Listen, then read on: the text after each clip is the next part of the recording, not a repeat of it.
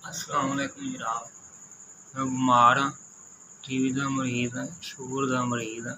किराए ते मकान है, छोटे छोटे बच्चे ने, कमाने वाला कोई नहीं, ना कोई मेरा सहारा है। पहलों मैं काम करता सा, हुण मेरे को काम नहीं किया जाता। जीन दियां पैंटां का काम करता सा, रंगाई का काम करता सा, हुण ना कोई साह लिता जाता है, ना कोई तबीयत सैट होंदी पई। शुगर का मरीज़ हाँ, टीवी का मरीज़ हाँ, ना साह होंदा है, जे साह अजे तक कम नहीं होंदा। शुगर ते कंट्रोल नहीं हो रही। दो मेरे बच्चे ने, किराए ते मकान है, बड़े बुरे बड़े हालात जा रहे हैं।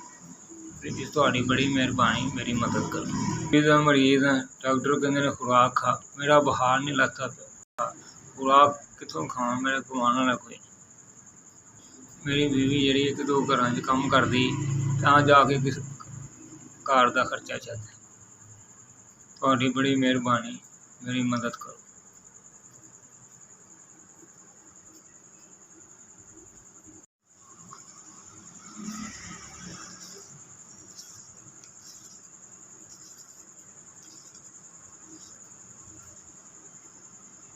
ये 5000।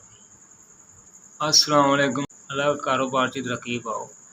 तुहाडी बड़ी मेहरबानी, मेरे गरीब की मदद की। तुहाडी बड़ी मेहरबानी, तुसां मैनूं 5000 रुपया दिता है, इन्नियां दवाइयां आ जांदियां। अल्लाह पाक तुहानूं लंबी उम्र देवे, सेहत दे, तंदुरुस्ती दे। अल्लाह पाक तुहाडे बच्चों की खैर करे। अल्लाह पाक तुहानूं इन्ना देवे किसी चीज़ की कमी ना आवे। मेरे बीमार आदमी ते भला कीता है। अल्लाह पाक तुहानूं देंदा रवे ते तुसीं वरदे रवे। अल्लाह पाक तुहानूं ज़्यादा तौफीक देवे। अल्लाह पाक तुहानूं तरक्कियां कामयाबियां देवे।